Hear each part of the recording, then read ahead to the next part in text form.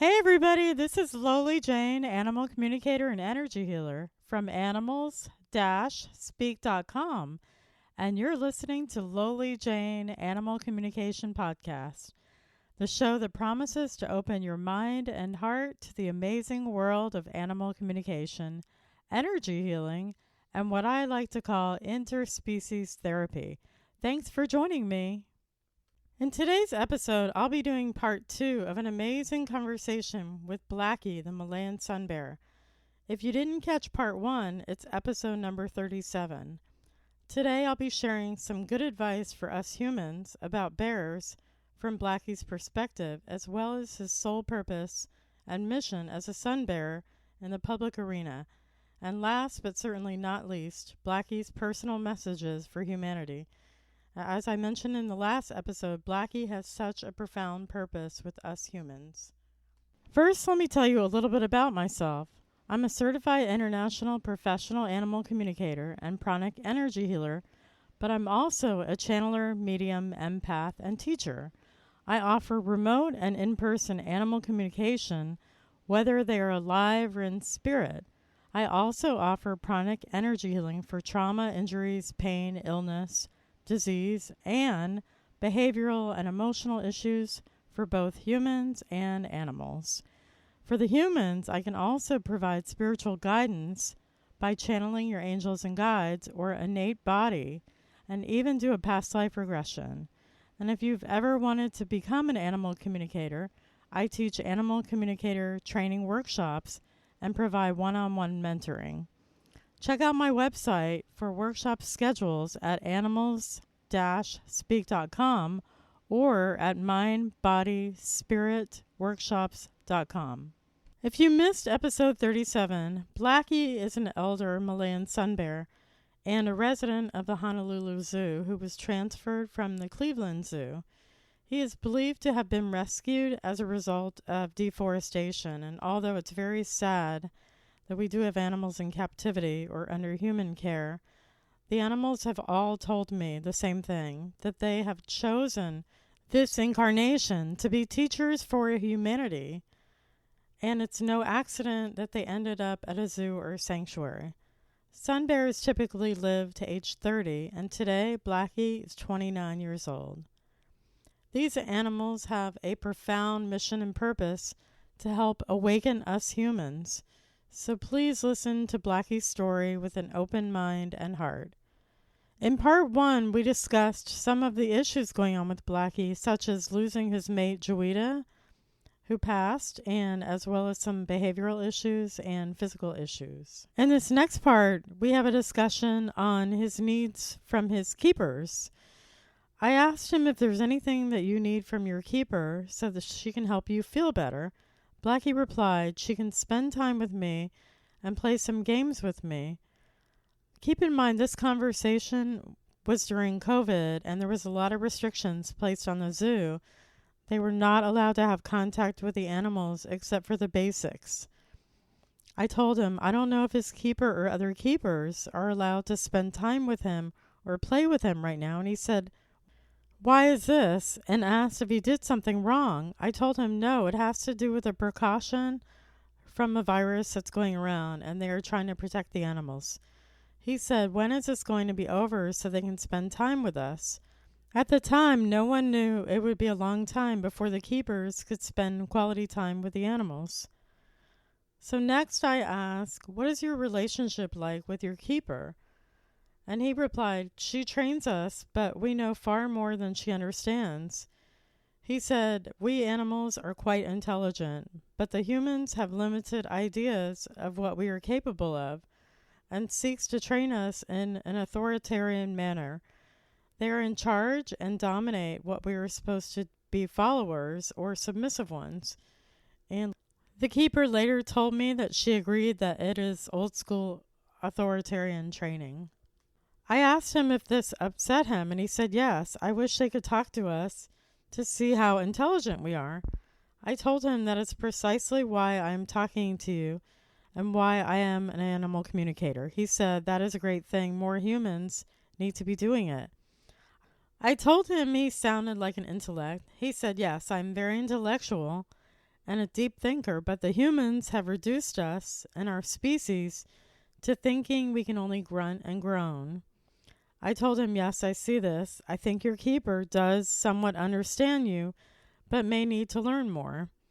Blackie said, until you can talk directly to us animals like this, you will never know how knowledgeable animals are. I told him, yes, the other animals I've talked to at the zoo, such as Rusty, the male orangutan, had a scientific mind. Violet, the female orangutan that I talked to, was like a wise, divine, feminine angel. Mari, the Asian elephant, was like a living library of knowledge. And you, Blackie, are the well-spoken intellect. And there was many more animals I spoke to, but those stood out in my mind.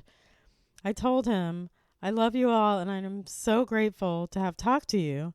He replied, thank you for such a high honor from your human kingdom. I said, you are most welcome. If the humans only knew that animals have such intelligence far superior to ours, they would think differently about animals. He said yes, and the training would be different. I told him after this deep conversation, the rest of my questions seem simplistic, but I'm going to ask you anyway, since I want to convey information for your keeper to help you with your care and hopefully your happiness. He said, okay, I understand. Shall we continue? Next, we had more discussions on his behaviors. Your keeper mentioned that you were going away from where they can see you and rapidly pacing back and forth. How are you feeling when you start pacing like this? He said, agitated. It is an inability to connect with anyone. I said, is this the animals or the humans? He said, both. He shared about his mate, Joita, that had passed. He said, as we talked about my mate who was gone, I was able to relate to her and talk to her. I asked, was this like a release for you since she understood you? He said, yes, it was like a pressure valve being released. He said, life in here is no picnic. At this point, Blackie was starting to show his wit and comical sense, because cartoon bears are always portrayed as having picnics. He said, if you were locked up and unable to be recognized for who you are and understood by anyone, this is how I feel. I told him that's a heavy burden to carry, but the strange thing is to me that described the year 2020. I asked him, how do you release this buildup or frustration? He sent me an image of loud vocalizations, and I said, yes, your keeper says that you keep doing this when you're really angry. And he said, yes, it's like scream therapy. I laughed and I told him, okay, I get it. I have done this too in my car. So you were just releasing the buildup of emotions? He said, yes. I asked him what he needed from his keeper to help him release in a constructive way. And he sent me an image of her sitting directly eye to eye with each other, and for her to at least try to talk with him in her own way, however she could. And I said, so like talk therapy. And he said, okay, that's a good idea. And the keeper later told me that she always sits in front of him, Indian style, in the morning with him and tries to talk to him telepathically while she's drinking her coffee. And I said, what else do you need from your keeper? And he said, you can intervene on our behalf. I told him I will try, but I can't do anything unless the zoo management / keepers are on board. I personally would love to see all the animals learn sign language to talk to humans and all the humans to learn animal communication. I think it would be a better world if we did that. I told him I will try my hardest to be an interspecies translator for you and all the other animals. And I reminded him, like I said, we can write a book together. He said, yes, I would really like that, and that would be a positive outlet for me. I said, well, maybe we can get all the animals together at the zoo to contribute. And I kid you not, he said, I'll head the project. I told him I knew you were a take charge kind of bear. And he said, yes, that's me. And his keeper later told me that when he was with other bears, he was definitely the alpha dominant one when he was around other bears in the past. Next, we talk about him being upset. I asked him how he was feeling when he was frothing at the mouth, and he said, same upset and agitated. It's like an energy build up in my throat, like when you're upset and you can't swallow because your throat is tense. I said, okay, so it's a lack of outlet to communicate or connect with others. He said, yes, exactly. I reminded him, Blackie, I really do mean that you can connect with me whenever you want. Just call me in. He said, thank you. I will take you up on that. We can have coffee.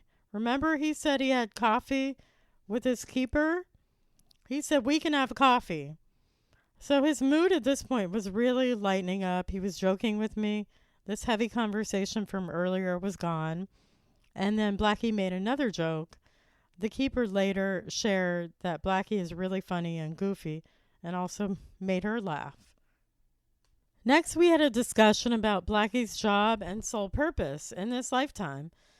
I felt that it was important to discuss since he was idle and not doing a lot of activity and still mourning the loss of Juita. It is important to discuss an animal's job with them so that they feel a sense of purpose and fulfillment, just like a human. So I asked, what is your job at the zoo? He said, I don't really have one. I asked if he ever had a job, and he said, yes, I was a protector. I asked him who assigned this to him, or did he assign this to himself? He said, I have a memory of being assigned this job by my family. I asked if this was before you were in captivity, and he said yes. Then I asked, what is your sole purpose? He said, to spread the word about us animals. I said, so you are a teacher for us humans. He said, I guess that is why I am working with you. Then he said, I am a good manager too. This made me laugh. I said, yes. You told me you were a leader and want to manage the book project. And then I asked him, do you have any suggestions for a new job that is aligned with your sole purpose? And he replied, yes. I could be a teacher for the humans. We talked about writing a book. I could lead this project. I said, so like a project manager? He said, yes, I am a project manager. I think that is a great suggestion, but to understand the book might take a while to write, and maybe you can start being a teacher now and helping the humans learn about animals. He said, yes, I like that idea. Can we start now? Next, Blackie shared with me what we humans can do to help rescued sun bears.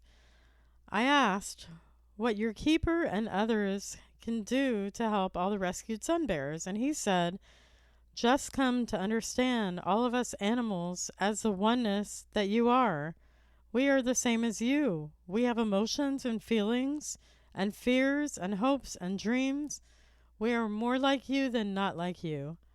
So animals and humans are more alike than different. To me, this statement is profound.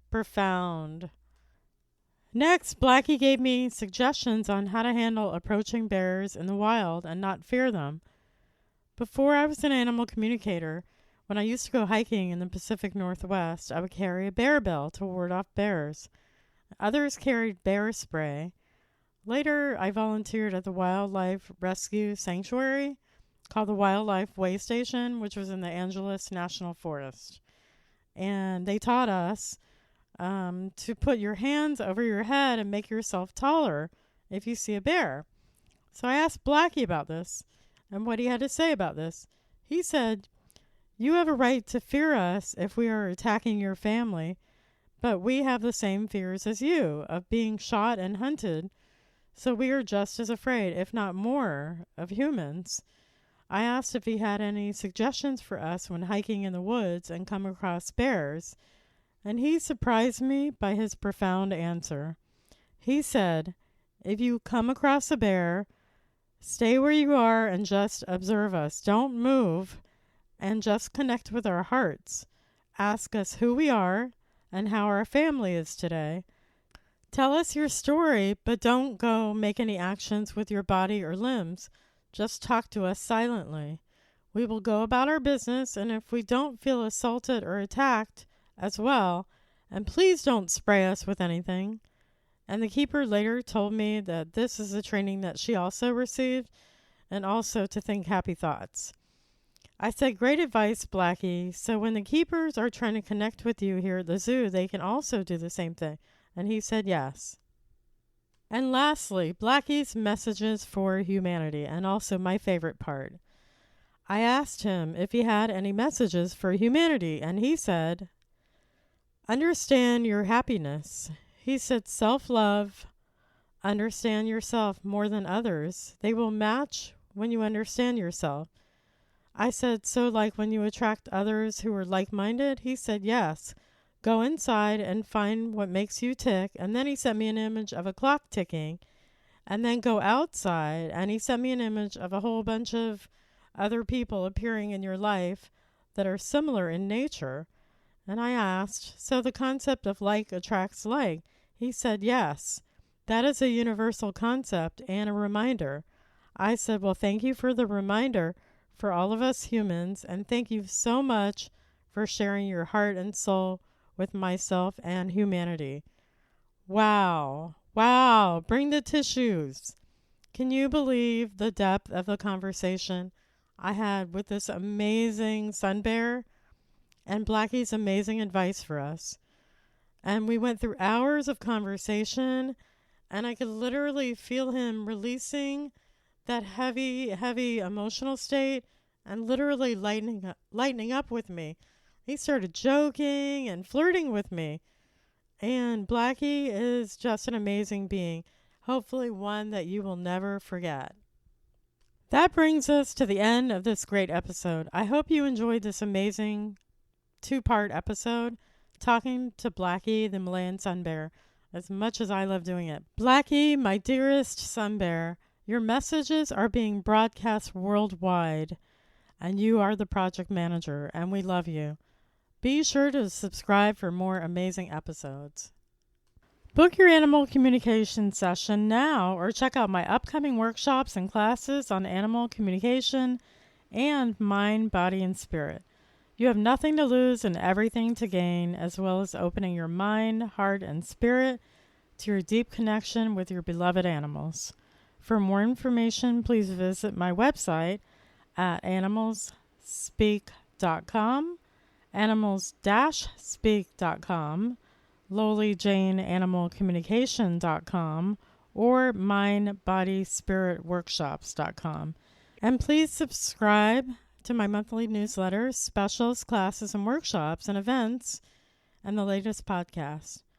You can listen to the podcast called Loli Jane Animal Communication and Healing on Apple, iHeart, Spotify, Amazon, Audible, YouTube, Buzzsprout, and many more. Join us next week for episode 39, introducing new animal members to the family. I hope you enjoyed today's episode. Please like, subscribe, and rate us. And as always, love and gratitude for listening to the Loli Jane Animal Communication and Healing Podcast. This is Loli Jane. This podcast was created, produced, recorded, researched, and edited by Loli Jane and is a product of Loli Jane Animal Communication and Healing.